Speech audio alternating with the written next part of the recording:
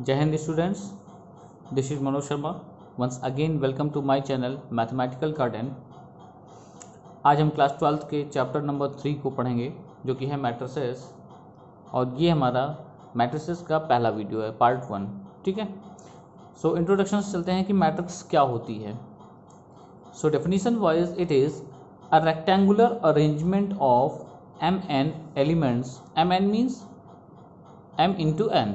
ठीक है, m into N क्या है यहाँ पर हम आपको बताएंगे अभी आगे, जहाँ पर m है रोज एंड n है कॉलम्स। ठीक है, तो mn elements in the form of an ordered set of m rows, each row consisting of an ordered set of n elements is called an m cross n। m cross n हमने लिखा है यहाँ पर m into N type का, और इसको हम read करते हैं m बाई n मैट्रिक्स। सो जो मैट्रिक्स होता है वहाँ पर हम क्या करते हैं, जैसे हमने सेट में नंबर्स को अरेंज किया था, ठीक है, इन कर्ली ब्रेसेस हम उसको लिखते थे। ठीक है, तो यहाँ भी हम नंबर्स को अरेंज करते हैं, बट एक रेक्टेंगुलर अरेंजमेंट में, एक रेक्टेंगुलर फॉर्म में, जहाँ पर हमने देखा कि इस तरह से नंबर को अरेंज करेंगे। इसका जनरल फॉर्मेट है एक मैट्रिक्स का, जहाँ पर हम देख रहे हैं A11। जो भी यहाँ पर हमारे पास हॉरिजेंटल रोज हैं, ये यानी हॉरिजेंटल लाइंस आपको दिख रही हैं, A11, A12, A13, A14, A1n, ये एक रो है। इसी तरह से यहाँ बात करें तो ये दूसरी रो है, यहाँ देखें तो ये तीसरी रो है यानी थर्ड रो। इसी तरह से हमारे पास फोर्थ, फिफ्थ, बहुत सारी रोज होंगी। ठीक है, यहाँ पर हमारे पास कॉलम्स, वर्टिकल जो भी लाइंस आपको दिख रही हैं वो कॉलम्स कहलाती हैं। तो first column, second column, third column, fourth column, up to nth column. तो यहाँ पर जो हमारे एलिमेंट्स हैं वो इस तरह से अरेंज होते हैं, लाइक जैसे मैंने यहाँ पर लिखा 1 1 A11। It implies first row first column, पहली वैल्यू रो के लिए, दूसरी वैल्यू कॉलम के लिए। तो ये हमारा एलिमेंट कहाँ पर है, first row and first column का एलिमेंट है। यहाँ पर लिखा है A12 यानी फर्स्ट रो और सेकेंड कॉलम का ये हमारा एलिमेंट है। A13 first row third column, first row third column का ये एलिमेंट है। इस तरह से अरेंज होते हैं। यहाँ पर आप देखेंगे तो जो फर्स्ट रो शो कर रहा है वो सभी में, यानी कि पहली वैल्यू सब में 1 1 1 1 शो कर रही है, ये नंबर ऑफ रोज है। सेकंड लाइन में आप देखेंगे तो सब में पहली वैल्यू क्या है, 2 2 2 2 2, ये पोजीशन इनकी डिफाइन कर रहा है। ठीक है, यहाँ पर आप देखें तो नंबर ऑफ रोज कितने हैं, 1 2 3 अप टू m रोज हैं, और कॉलम कितने हैं, 1 2 3 4 एंड अप टू n, इस तरह से डॉट डॉट करके अप टू n। तो number of rose is m and number of column is n। तो जो हमारे मैट्रिक्स का ऑर्डर हुआ, जो हमने बताया कि ऑर्डर ऑफ द मैट्रिक्स, यानी कि m क्रॉस n, यहाँ पर लिखा number of rose is m and number of column is n। तो ये हमारा फॉर्मेट है एक मैट्रिक्स को फाइंड आउट करने का, या कह सकते हैं कि रिप्रेजेंट करने का। अब यहाँ पर ये अरेंजमेंट आपको कई जगह देखने को मिलेगा, जहाँ पर वैल्यूज हमारी रियल नंबर भी हो सकती हैं और इमेजिनरी नंबर्स भी हो सकते हैं, यानी है ना, रियल नंबर हुआ तो हमारा रियल मैट्रिक्स है, और इमेजिनरी हुआ तो हमारा कॉम्प्लेक्स मैट्रिक्स है। ठीक है, और क्या कह रहे हैं, एन एलिमेंट और एंट्री, ये जो हमारे पास एलिमेंट्स लिखे हुए हैं, नंबर्स लिखे हुए जाएंगे यहाँ पर, उनको हम कहते हैं एलिमेंट्स, या उनको एंट्री भी कहते हैं। An element or entry appearing in the ith row and jth column referred as aij। ij जैसे मैंने बताया, first row first column, first row second column, तो i represent for rows and j represent for columns. तो यहाँ पर aij ये indicate कर रहा है कि किस रो और किस कॉलम का वो एलिमेंट है। सपोज कीजिए यहाँ पर तो 2 3 लिखा हुआ है, यानी कि सेकेंड रो आप देख रहे हैं, सेकेंड रो में ये प्रेजेंट है, और थर्ड कॉलम 1 2 3 थर्ड कॉलम में भी प्रेजेंट है ना। तो सेकेंड रो थर्ड कॉलम का जो हमारा एलिमेंट है वो कौन है, A23। अब वहाँ पर कोई नंबर हो सकता है। ये इस तरह से रिप्रेजेंट किए जाते हैं। और किसी मैट्रिक्स को, इसी को अगर मैं कॉम्पैक्ट फॉर्म में लिखूँ, ये जो मैट्रिक्स हमारे पास यहाँ पर मौजूद है A, अगर मैं इसको कॉम्पैक्ट फॉर्म में लिखूँ तो हम कैसे लिख सकते हैं, A अंडर ब्रैकेट aij, यानी एलिमेंट्स इस तरह से होंगे, और m क्रॉस n, यहाँ पे ऑर्डर दे रहे हैं कि ऑर्डर क्या है इसका, m क्रॉस n या m बाई n है, जहाँ पर mth रोज और nth कॉलम होगी, और m की वैल्यू 1 से m तक होगी, i की वैल्यू, है ना, और इसी तरह से j की वैल्यू i से n तक होगी। भाई ये हमारा जो फर्स्ट i लिखा हुआ है वो रोज़ के लिए होता है और जो जे लिखा हुआ है वो कॉलम के लिए होता है। तो इन बातों को यहाँ पर हमें ध्यान रखना है। हम इस तरह से कॉम्पैक्ट फॉर्म में भी रिप्रेजेंट कर सकते हैं किसी मैट्रिक्स को। ठीक है, आगे बढ़ते हैं। अभी तक तो हमारे पास जो भी मैट्रिक्स शो कर रही थी वो जनरल फॉर्म की थी। ठीक है, अब हम यहाँ पर एक मैट्रिक्स ले रहे हैं ए इज इक्वल टू, जो पेन से लिखा है उसे ध्यान से देखें, A is equal to under bracket 2 -7 3 3 0 6। यहाँ पर टोटल आप रोज देखेंगे तो एक रो ये हो गई, दूसरी रो ये R1 R2। ठीक है, इसी तरह से कॉलम देखेंगे तो एक कॉलम, दो कॉलम, तीन column, C1 C2 C3, column 1 column 2 column 3। अब नंबर ऑफ रोज अगर इसमें 2 हैं और नंबर ऑफ कॉलम अगर इसमें 3 हैं तो ऑर्डर ऑफ द मैट्रिक्सेस, जो इस मैट्रिक्स का ऑर्डर होगा वो क्या होगा, 2/3। 2 रोज 3 कॉलम्स, रोज बाई कॉलम 2/3। और साथ ही साथ जितने रोज जितने कॉलम होते हैं अगर उनको मल्टीप्लाई करें तो उतने एलिमेंट हमारे पास होते हैं किसी मैट्रिक्स में। यहाँ पर 2 रोज 3 कॉलम्स थे तो टोटल एलिमेंट्स या एंट्रीज कितनी हो गई, 6। और साथ ही साथ अगर हम कहें A11 first row first column का एलिमेंट कौन है ना, तो फर्स्ट रो फर्स्ट कॉलम का एलिमेंट कौन है, ये रहा हमारे फर्स्ट रो और इसका फर्स्ट कॉलम, तो क्रॉस कहाँ मिल रहा है यहाँ पर, first row second column, first row second column, ये रही वैल्यू -7।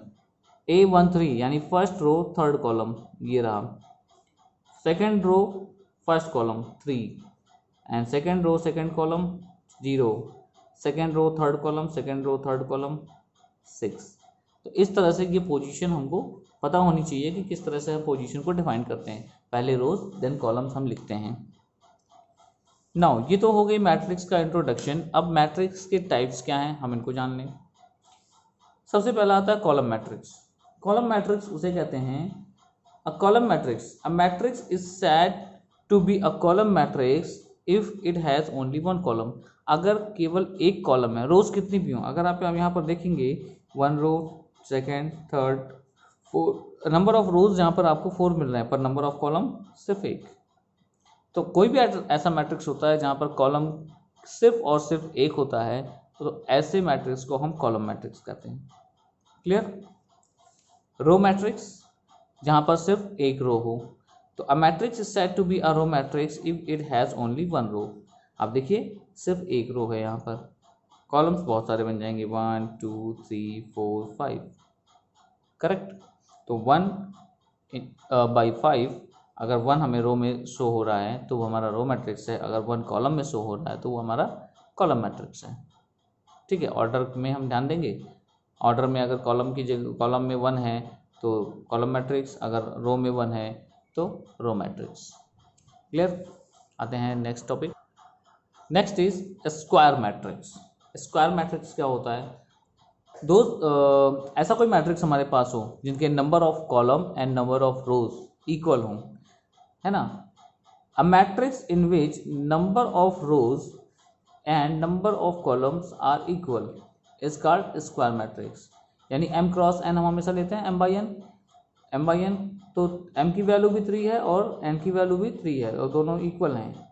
तो जहाँ पर number of column number of रोज बराबर हों ऐसे मैट्रिक्स को हम स्क्वायर मैट्रिक्स कहते हैं। और यहाँ पर हमने क्या लिखा, ऑल्सो टर्म्ड एज, अगर हम इसको m क्रॉस m या n क्रॉस n ना लिख कर ये लिखें a matrix of order n, it means rows भी n है कॉलम भी n है, या कोई और वेरिएबल यूज़ कर सकते हैं लाइक m। एग्जाम्पल क्या है आप देखें, नंबर ऑफ रोज 1 2 3 मेंशन है, नंबर ऑफ कॉलम 1 2 3 मेंशन है। ठीक है, तो number of rows and column अगर इक्वल हो रहे हैं तो ऐसे मैट्रिक्स को हम कहते हैं square matrix. In square matrix the element present at the position 1 1 2 2 3 3 4 4 और n are called diagonal element. ये एक स्क्वायर मैट्रिक्स है। 1 2 3 हमारे पास कॉलम एंड 1 2 3 रोज हैं। इसमें जो पोजीशन 1 1 वाली है आप देखें तो ये किसकी पोजीशन है, A11 की। आप ये देखें तो A22 की और ये A33 की पोजीशन है। इस पोजीशन के एलिमेंट को हम डायगोनल एलिमेंट कहते हैं। इधर वाले को नहीं बोलेंगे, ध्यान रखिएगा, क्योंकि अगर मैं इसकी पोजीशन लूँ तो क्या होगा, A13 है, ये दोनों बराबर नहीं है। आप देखो हमको कैसी चाहिए जहाँ पर रो है कॉलम बराबर हो वो वाले एलिमेंट, तो रो कॉलम बराबर, रो कॉलम बराबर, रो कॉलम बराबर। इधर से हम डायगोनल नहीं ले सकते, हमारा डायगोनल एक ही डायरेक्शन में होगा, वो ये है, और ये सिर्फ स्क्वायर मैट्रिक्स में ही होगा। ठीक है, तो स्क्वायर मैट्रिक्स में डायगोनल एलिमेंट किसे कहते हैं आपको समझ में आ गया होगा। इन एलिमेंट्स को लाइक यहाँ पर जो हमारा 1 5 9 है ये डायगोनल एलिमेंट हैं। अब डायगोनल मैट्रिक्स क्या होता है? A square matrix with all its non diagonal elements are zero. जो भी इसके नॉन डायगोनल एलिमेंट हैं किसी स्क्वायर मैट्रिक्स के, अगर वो जीरो होते हैं, बाकी डायगोनल पे जो है उनकी वैल्यू होती है। जैसे यहाँ एग्जांपल हमने लिया, वो देखिए डायगोनल एलिमेंट पर हमारे पास कुछ भी वैल्यू है, पर उसके अलावा जो नॉन डायगोनल एलिमेंट हैं सब जीरो हैं, तो ऐसे मैट्रिक्स को हम कहते हैं diagonal matrix. Correct. Now scalar matrix किसे कहते हैं? A diagonal matrix is said to be a scalar matrix if its diagonal elements are equal. It means diagonal matrix, अभी हमने पढ़ा कि केवल डायगोनल पोजीशन पर ही वैल्यूज हों, बाकी सब जीरो हों। अगर ऐसा होता है कि डायगोनल पोजीशन की जो वैल्यूज हैं वो सभी इक्वल हैं, तो ऐसे डायगोनल मैट्रिक्स को हम स्केलर मैट्रिक्स भी कहते हैं। यहाँ पर देखिए डायगोनल पोजीशन पर जो भी वैल्यूज है -1 इक्वल हैं। यहाँ पर भी देखिए इस एग्जांपल में तो √3 यानी कि जो भी डायगोनल एलिमेंट हैं सभी इक्वल होते हैं, तो ऐसे मैट्रिक्स को हम कहते हैं स्केलर मैट्रिक्स। करेक्ट। इन सभी टर्म को आपको याद रखना है। नाउ आइडेंटिटी मैट्रिक्स क्या है? A square matrix in which elements in the diagonal are all one. फिर से एक ऐसा डायगोनल मैट्रिक्स जहाँ पर डायगोनल पोजीशन पर जो वैल्यूज हैं वो आइडेंटिटी हो, यानी 1 हो। ठीक है ना, यूनिटी 1। तो ऐसे मैट्रिक्स को हम आइडेंटिटी मैट्रिक्स भी कहते हैं, और वो स्क्वायर मैट्रिक्स ही होगा क्योंकि स्क्वायर मैट्रिक्स में ही डायगोनल आएगा, और डायगोनल मैट्रिक्स में ही डायगोनल एलिमेंट अगर सिर्फ 1 हुए तो आइडेंटिटी, सेम केवल हुए, जैसे इसको अगर हम देखें तो 1 1 1, इसको हम स्केलर भी कह सकते हैं। ठीक है, पर स्केलर से भी आइडेंटिफाइड, यानी कि एक फिल्टर करके हमने क्या नाम निकाला कि आइडेंटिटी मैट्रिक्स। तो अगर स्केलर आ गया, इसको हम कभी कहते हैं क्योंकि हमारा स्केलर की जो कंडीशन है वो ये कह रहा है कि डायगोनल एलिमेंट्स इक्वल होने चाहिए, इक्वल हैं, स्केलर बोल सकते हैं। तो यहाँ पर 1 हुआ तो स्पेशल कंडीशन ये है कि आइडेंटिटी मैट्रिक्स कहेंगे। Now the last, zero matrix. A matrix whose all elements are zero. सारे एलिमेंट जीरो हों। देख रहे हैं आप, ऐसा मैट्रिक्स जिसके सारे एलिमेंट्स जीरो हों, वो हमारा स्क्वायर मैट्रिक्स हो या ना हो। ठीक है, तो वो जीरो मैट्रिक्स कहलाएगा। Correct. Now today's last topic is equality of matrix. जैसे हम सेट के बारे में कहते थे कि दो सेट्स इक्वल कब होंगे, तो वहाँ पर हमने ये कहा था कि नंबर ऑफ एलिमेंट इक्वल होने चाहिए, और एलिमेंट जो प्रेजेंट हैं वो भी इक्वल होने चाहिए, यानी सेम होने चाहिए, है ना।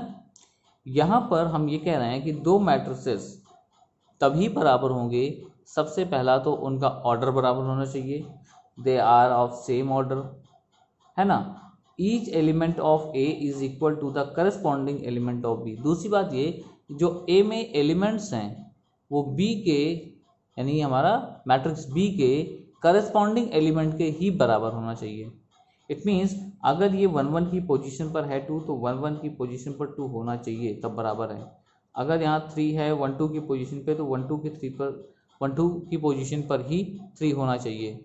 यहाँ पर हमने जो एग्जांपल दिखाया आपको, वो दोनों मैट्रिक्स हमारे इक्वल हैं, आप चेक कर सकते हैं। सेम कंडीशन, वैल्यूज वही हैं, बस थोड़ा सा फर्क है कि 1 1 की पोजीशन पर 2 है, यहाँ पर 1 2 की पोजीशन पर है। ये पोजीशन चेंज होने के कारण वैल्यूज देखिए वही है, 2 है, इसमें भी है, 3 है, इसमें भी है, 0 है, इसमें भी है, 1 है, इसमें भी है, और पोजीशन का फर्क आ गया। तो सबसे पहले ऑर्डर, और ऑर्डर आप यहाँ पे देखेंगे 2 by 2 ये भी है, 2 by 2 ये भी है ना। तो ऑर्डर सेम होना चाहिए, साथ ही साथ करस्पॉन्डिंग एलिमेंट्स इक्वल होने चाहिए, तब हमारा मैट्रिक्स इक्वल कहलाता है। Thank you for watching. जय हिंद।